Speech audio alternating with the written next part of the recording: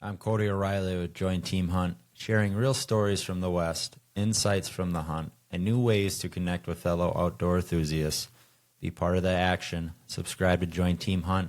Rate this episode and tell a buddy, because you're not getting any younger and those mountains aren't getting any easier. Well, dude, this is going to be a fun story to talk about. I can't wait. In the moment, it sucked, but looking back now, you're like, that actually made for some great memories. Cody here with JoinTeamHunt. I got Eric on here. We're going to talk about our Colorado second season rifle trip.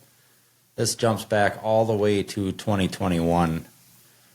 There are 9 points that we kind of want to talk about, and then we'll just open it up and see where this goes for the first podcast, man. Heck yeah. It's going to be fun. Absolutely. Well, I was going to say, this is going to be a great story to tell, so let's have at it. All right, let's roll. So we wanted to talk about a pull-behind camper. So taking a camper out to the mountains versus an Airbnb, renting an Airbnb, so to speak. Yep. I was just doing the quick math in my head. About $1,200 that we spent just taking that camper out and to Colorado. Yeah. I mean, yeah, because I think it was like that comparison. We had the two different campers. We had the toy hauler where we could put the side-by-side in the back, or we could do a regular camper and not bring out that side-by-side. So it was like that comparison of what are we going to go actually out and do? Right. Like, do we need the side-by-side? Do we not need the side-by-side? And so it was, when we kind of came down to that, it was like, hey, we want the side-by-side, which we didn't end up using. So we brought it all the way. Space there. Yeah. Towed a side-by-side all the way across the country and back for no reason. But I think that was a good one. Like, we sat down, we went through that comparison, like, what's it going to cost to tow? And I think we were getting, it was like, we had a diesel truck, so you're getting better gas mileage. We were pulling also through the highest road in the United States, the Douglas Pass. Yeah. Pulling a 32-foot toy hauler. So it was like a gas engine was going to struggle all the way up that. And even my diesel truck was still, on the way back, we did struggle, right? Yeah, we were going through that traffic we kept hitting. We weren't getting enough airflow through that. And we were taking snow and throwing it into the radiator, trying to get it to cool down. So, yeah, I think it's always like a good one to compare. Like, are we pulling with a gas truck or are we pulling with a diesel truck? Yeah. Then, do we need the side-by-side? Do we not? Do we have llamas? Do we have horses? What are we doing, like, when we get out there? What do we need to get out to where we're going? Right. So I think that's the first step you got to figure out. Like, what's your rig setting up to get out there? Yep. So, I mean, fuel, yeah, like you said, probably about $1,200 worth of fuel to get there and back by the time we were pulling, because we were doing 8 to 10 miles to the gallon. Yep. Versus if you're not pulling anything, you just want to go out there and rent an Airbnb, the fuel just to get out there and back is $400 or $500. Yep. I mean, that could pay for your Airbnb for 4 or 5 nights or whatever that is. Yeah. Depending on the spot. You got a Suburban, everyone piles in there. Yep. Just cruise on down. Do we want to talk about, remember when, so on the way with the camper, yep, that first pass in Colorado, we hit some snow and ice. Oh, we got to talk about it. We locked up the brakes a couple times. It was like, oh boy, here we go. Honestly, I think that's the most intense driving, the most concentrated, because one, we're driving through that pass, that we're going up the mountains. All of a sudden we hit snow and ice as we're going up, and you can feel the truck, like if you accelerate too hard, you'd start breaking traction. You could feel the truck just kind of kicking loose. Yeah. So you're like feathering the throttle up, and then we got up to the top, and then it's like a good flurry coming down, and we're going down, and you're just like, we can't have anyone brake. We can't get anyone in front of us. Right. Because we did, yeah. We had the trailer, like, it broke loose a couple times on us, and you're just white-knuckling it, just trying to be as smooth as possible to keep that thing going. You did a phenomenal job. I haven't towed a whole lot before then, so I got my llamas, and I got a 16-foot trailer now, and I've got plenty of experience now. But before then, I was like, just looking at you, I'm like, oh my God. Yeah. Like if it was me driving, we would have been off the cliff for sure. Well, I know there's a couple times I grabbed down and hit the brakes on the trailer just to get it, and I had to give it gas just to get it straightened out, because you felt the trailer walking out with that slush. So, but yeah, that was definitely a white knuckle going down, because too, when you slow down with the diesel, you kind of like lose traction in the back end, so you had to really be really precise on that throttle. But yeah, that was and it's nighttime too, so you're trying to see the road too. So that was definitely like it started out the hunt with that was setting the tone for everything. I feel like. Yep. And then on the way back with that camper, we had another team member, or not a team member, but another hunting buddy that was. He's had some pulling experience and whatnot, but he actually ran into the gas station, and then the amount of money that we had to put into the camper on top. After submitting that in an insurance claim, and then paying. I think he had like a fine with hitting the pump. Yeah. So. Yep. I remember I'm in the back of the trailer as we're doing it, and I can't get out because the slide out is closed, and so I'm like no. I just hear it just scraping against the pump, and I'm like, fuck. Because it's as long as a semi, so you got to take it super wide, and he went right in the middle of the pumps and just smoked them. Yep. So, yeah, remember that when you are pulling a big trailer, do not pull into the center pump. And no, he was trying to take like a 90-degree turn. That's what it was. Yep. Yeah, just try to take a 90-degree turn, and you're like, nah, man, you can't do that. That back end swung out and just nailed those pumps. So I'm trying to pull up picture. I have the picture of your camper. Oh yeah. At the gas pump. Pull that up real quick. Yeah. If I can. Yeah, that was it was kind of nice though. Like coming back, it was we kind of switched off. We ran a team where it was like one person just kept rotating for driving. Yeah. And then you could go back in the camper and just sleep. You can't see it on the screen, but I got us pulled up in the mountain. This is us in Colorado. We were up hunting one day. Heck yeah. And then there's Eric doing some glassing. Yep. There's another picture of us on top of a mountain. Heck yeah. Dude, those views were awesome. Oh, and then there's the camper. Yep.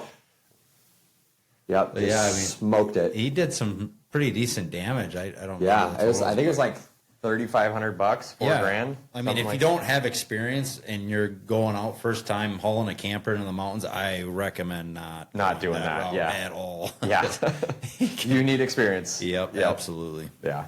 I'm gonna click stop sharing now. Yep. Okay. So we're gonna jump into our hunt a little bit. I was doing most of the e-scouting on this trip, and it was a Colorado second season. I knew there was going to be some pressure out there, especially in a general tag, general unit, especially in Colorado. I mean, it's all over the counter, so there's just hunters galore. So I was really looking to get away from the people and get into some areas where there isn't any roads to where we could get back as far as we could.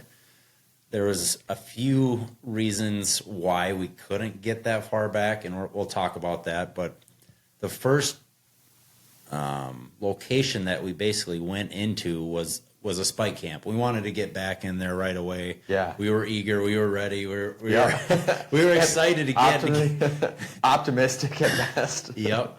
So right away we went in. We wanted a spike camp. We had a couple different locations that we were going into. Yep. And I would say to set the premise of like we were probably 12 miles off of a paved road. Yeah. So you went in and then you went 12 miles in with a truck. Which I still can't believe though those guys on that single lane road on the side of a cliff are pulling horse trailers. Mm-hmm. That was the thing that blew my mind. We were that far back, and then you had to stop and let these guys with these huge horse trailers. That I'm like, how do you even fit that thing on the road? Right. We're in there, so. And when you think about it, 12 miles, that's not going to take long. But when you're in the 45 minutes, in the mountains, it's 45 minutes to an hour, and it's just there's some training that I do on my website, and we talk about 12 miles, right? If you have your base camp team member camped out 12 miles in, that still could be an hour and a half, one way in, one way out. Yeah. So it takes significant amount of time. And with our base camp team member, we really stress under 5 to 10 miles for sure in a location to where they can get out of where they're camping and go do some glassing to help out the other team members. So that's another element that we want to talk about too. But that first location we spike camped in, got in there 3 miles. It was not the easiest. Yeah, I think we had that where we had that snow coming in. And I was like, that drive in where we had that, and then Because like that day it rained, or the day before it rained. Yep. And a team had been in there before with horses, it looked like. Yeah, there's a lot of outfitters that have been in there. Yep. And if you're kind of new to hunting out west, you don't really know what to look for.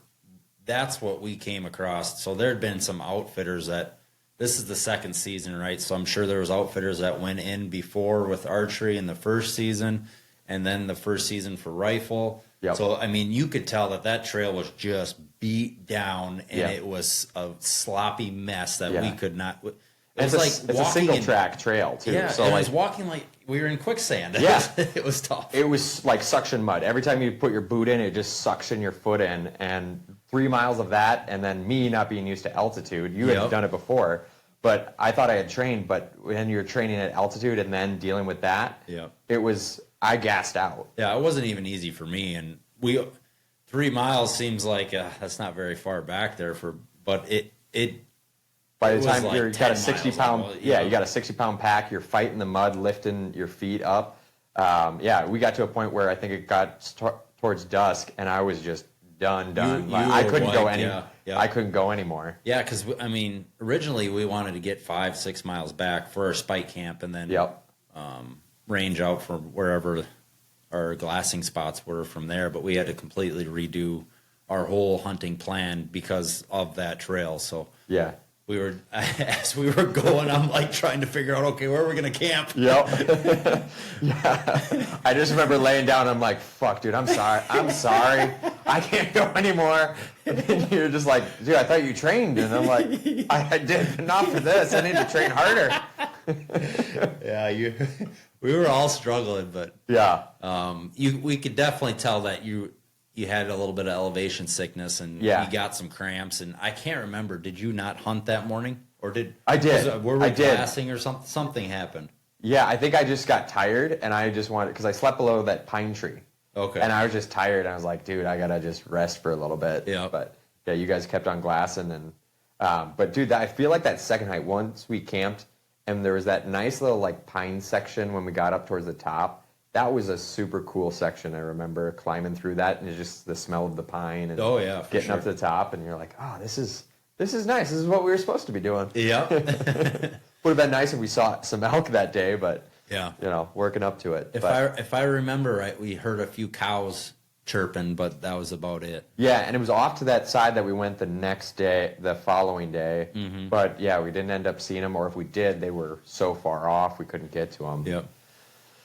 So, but I'd say that's talking about that, fitness is a huge component of going out and elk hunting. Unless you're doing it with a guide and a horse going in, like we did, you need to train. And if you can get out to altitude, I would highly recommend doing that. Yeah, for sure. I talk about that on our website with some of our training. Just make a trip of it before your actual hunt, just to get somewhat acclimated. It helps so much, even if it's a month or two before your actual hunt. Yep. It's going to help you get somewhat acclimated to where it just doesn't slap you in the face, especially when you're from Minnesota or the Midwest and you're at a much lower elevation. It does. It slaps you right in the face. Yeah.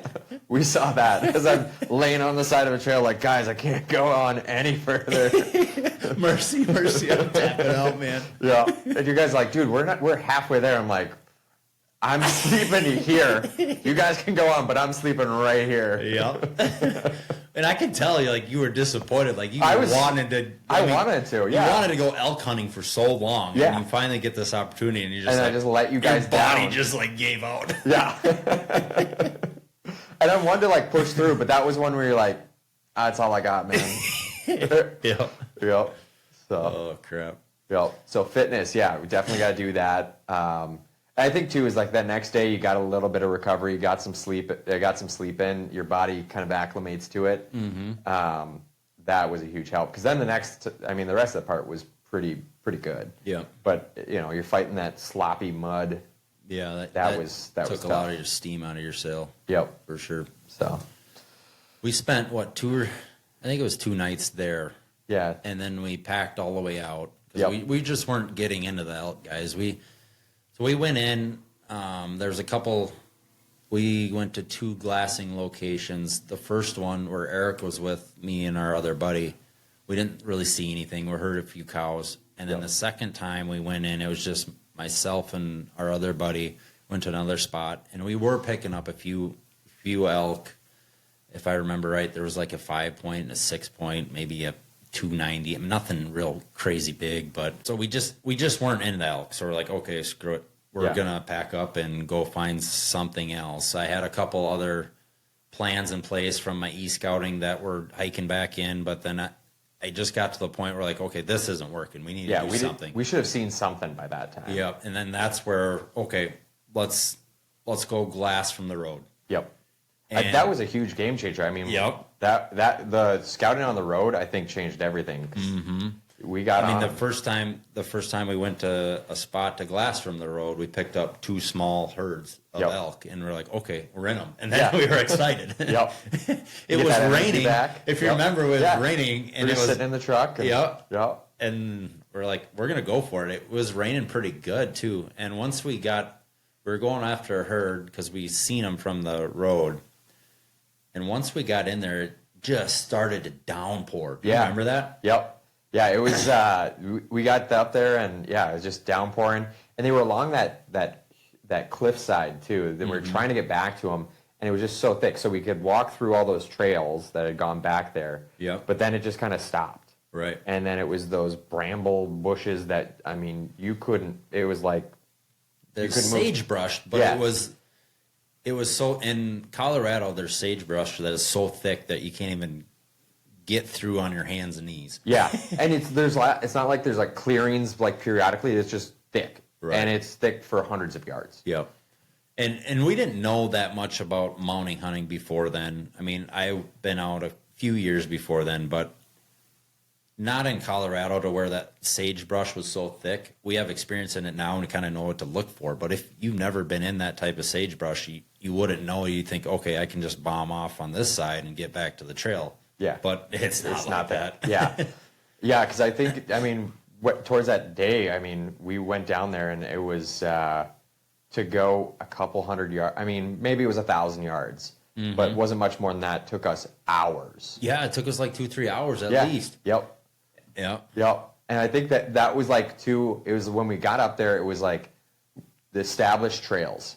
If you know the trail that you're on and you're not familiar with the area, stick with the established trail. Yeah, for sure. And going back. So maybe you talk about more about that one too. Yeah, if you don't know what you're looking for, you're not going to pick it up. But once you got into it, it's like, okay, no crap, we should have just stuck to the trail, and then it would have took us a little bit longer, but not longer. But the distance is longer, but it saves us so much time. So back to that rainstorm. So we got to one point. We glassed some elk from the road, and it was raining. And we're like, okay, we're just going to chance it. We're going to go in there, and it was a poor decision. Yeah. Like we even looked at our weather app, and our weather was just telling us, it's going to rain all day. And we're like, the heck with it. We're going to chance it. We're going to go in and just bear the elements. Well, it kind of took the wind out of our sail for a whole day. Yeah. And then even the next day, we're trying to dry everything out, and it was just... it depleted us in my mind. Well, it was like that. It rained, and then I think there was like midday because I remember glassing on the top that side of that cliff, and it just stopped raining for a little bit. So we like got the hope of it drying out, and then it came back. And then we stood under a tree for, was it 3-4 hours at least, for like half the day, just trying to... And we started that fire trying to... we were trying to dry out our equipment. And we burnt some of our clothes because we were sitting there too close because we were freezing. I literally thought I was going to get hypothermia at one point a few times. And I feel like that's the dangerous one, is like it's not freezing, but it's close to freezing, and then it rains. Because if we had actually like not had that fire, like when we were coming back, that if we would have stopped moving, that would have been a bad day. We were on risk for hypothermia for sure. If we didn't have that fire and we couldn't get back in time, we were done for. The key is you do not stop moving. When you get to that point, you keep moving and keep your body temps up. For sure.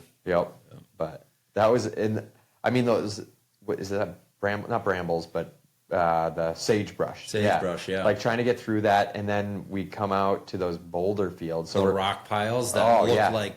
They look, from where you're at, they look like, it's not too big. But they're the size of cars. and you're trying to like navigate them, and you're like, I think I'll stick to the sagebrush versus going in there because we're gonna snap our ankles trying to traverse across that boulder field. Yeah. And then it's raining, and those rocks are slick. Yeah. And so you're like, okay, man, we're back in the sagebrush, which we couldn't if we had someone break their leg. You got to take a chopper in to get someone out. I mean, you'd struggle with that sagebrush trying to get someone through there. Yep. So, and when you do your e-scouting, those rock piles can fool you. Like, yeah.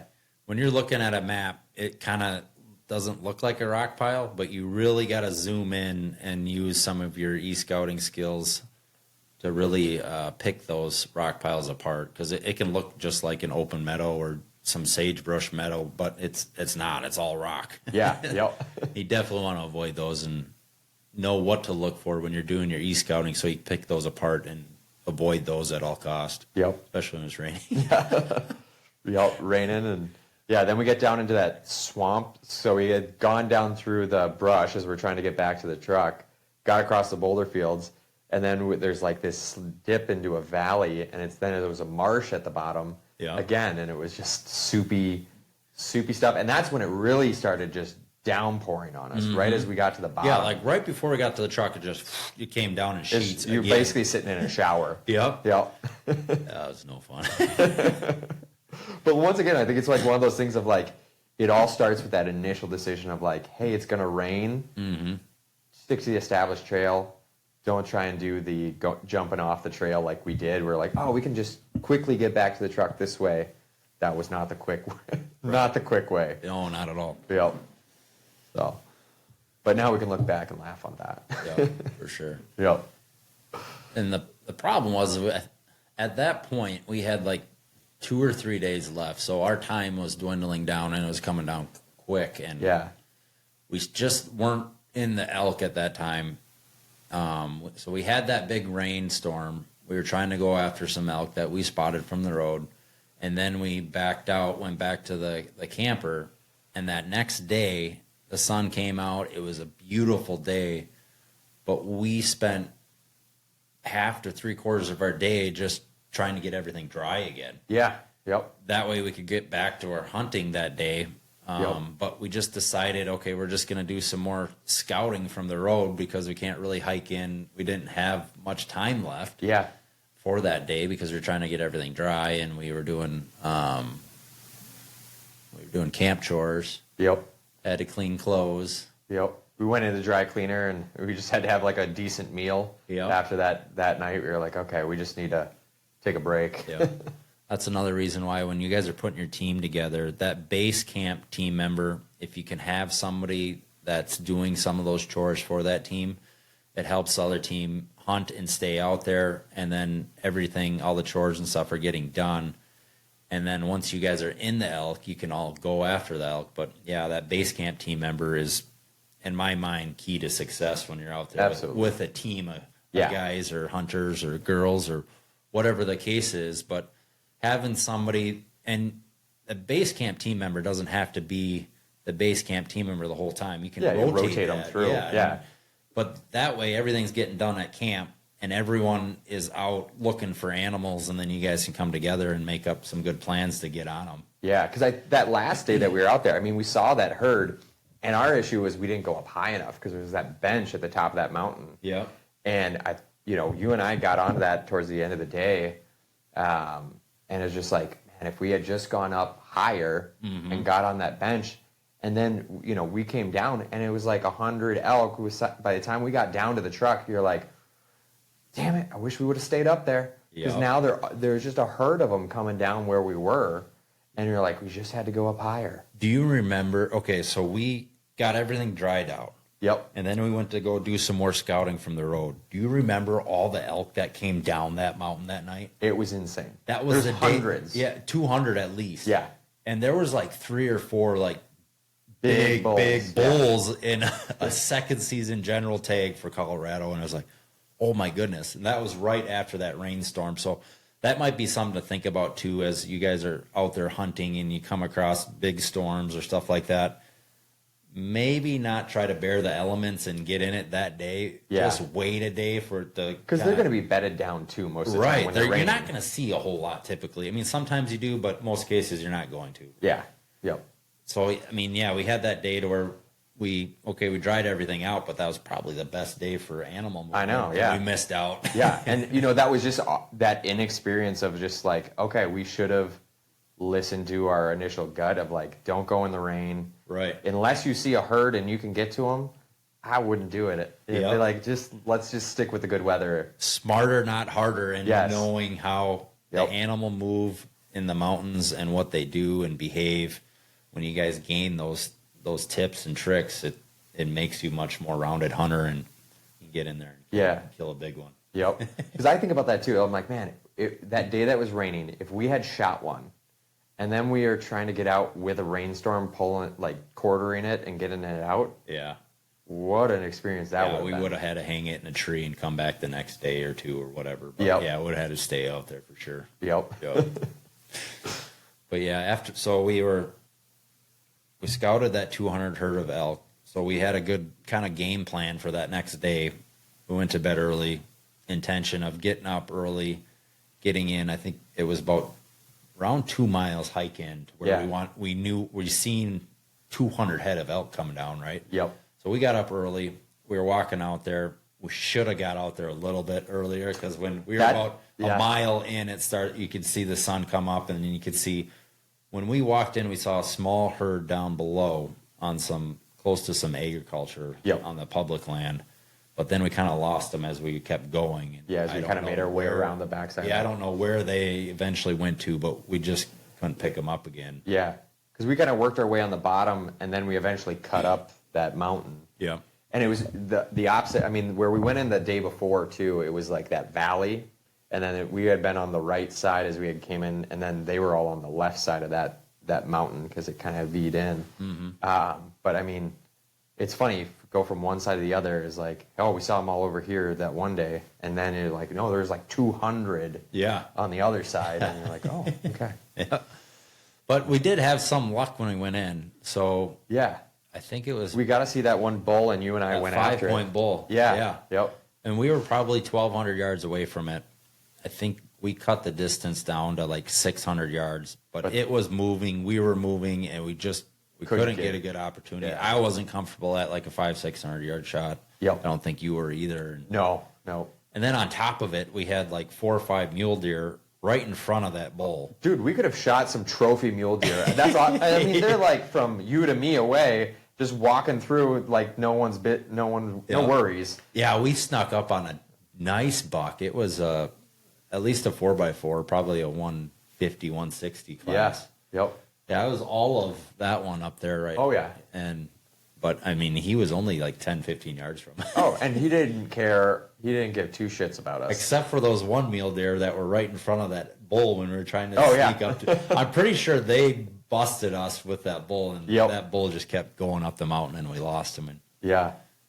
It sucked. It kind of sucked, too, because we were running out of time. Had we had... That was our last day. Yeah, that was our last day. I'm like, had we have known that the day before, we could have gone, like that next day, if we could have gone the next day, I would have gone straight up to the top of that mountain and then worked our way down, because it was like that shelf. Mm-hmm. We saw them come down that night, and they're just sitting up on that shelf, and we just had gone, maybe it was like 500 yards that we didn't go further up. They were up on that higher bench, and just hanging out up in there. Yep. But yeah, I believe if we would have had one more day, or even if we had 1 or 2 more days, we would have definitely probably had at least one bull down. Yeah, but I think it goes back to that scouting. Starting out initially is like, go out there beforehand, see what's out there. Yep. Do a couple days, like a week, where you just scout out the area, see if there's anything moving. Yep. And then with their patterns of, are they coming down from here? Is there a bench up there? Is there, where they're hiding a herd of 200 elk? Yep. And it's kind of deceiving too, because you're glassy and you're like, oh, that doesn't seem that big of an area, and then you get up there and you're like, oh, that's actually really far away. I guess that could hold that many elk up there. right. So, but I would say too, we were at what, 9,000 to 10,000 feet that we were hiking in, and I mean, to try and hike up a mile or 2 miles straight up a hill, that you got to take some breaks there while carrying your gear. Yeah, it's completely different than... Yeah. And I think that second one, too, we weren't packing in with the camp stuff. We were just going back to the camper and then going out, which made it a lot easier. Mm-hmm. So we weren't carrying the big packs. It was just, hey, we got our guns, a smaller pack, and our knives. And yeah, we probably had 20, 30 pounds versus like 70, 80 pounds. And we're trying to haul in all of our camp gear and whatnot for 3-4 days. Because how would you have done that trip differently, too, now having the llamas? I mean, that would have changed things, I feel like. If we would, that first spot we went into, we would have been able to get probably 5-6 miles easy, a lot easier than... Yeah. Because we only got to carry 20 pounds, right? Yeah. So you take 50 pounds off your back. Yep. And the llamas are doing all the work. You can get that extra couple miles, even if, I mean, the elevation sickness, that does suck. Yep. That's why we kind of stress the importance of staying a day at the trailhead. Yeah. Just to get acclimated. Yep. And then that helps a little bit more with the elevation. And on top of that, getting out a month or two early with your significant other or with your family or buddy or whatever, just go spend a weekend in the mountains. Yeah. Yep. Have fun with it. I mean, absolutely. Yeah. Make the fun out of it, but also you're getting your acclimation to the altitude. Absolutely, and it'll save a couple days of your hunting trip and not wipe you out. Yep. Yeah, looking back on that altitude, if I had been able to do that at the time, that would have changed things. So a couple good wins, I think, from that trip was really altitude, dealing with the altitude. Yep.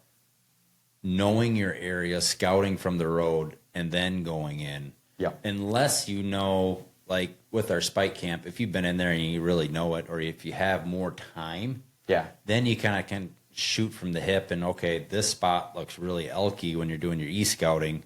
But if you don't have a whole lot of time, I think you really got to do the road scouting. Road scouting before the opening day. So give yourself a day or two of scouting from the road before opening day. I mean, you're way better off than just shooting from the hip and spike camping in and hoping you find something from a glassing knob. Yeah. In my opinion. Yeah, I'm with you on that. Yeah. That's definitely my takeaway too. Because that road, I mean, when we were able to see them, then we were able to get on them.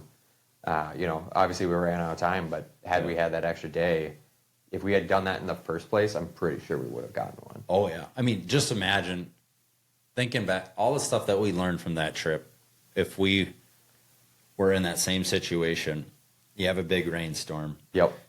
You kind of have an idea where those elk are, and you get 200 elk coming down to you. Oh, my God.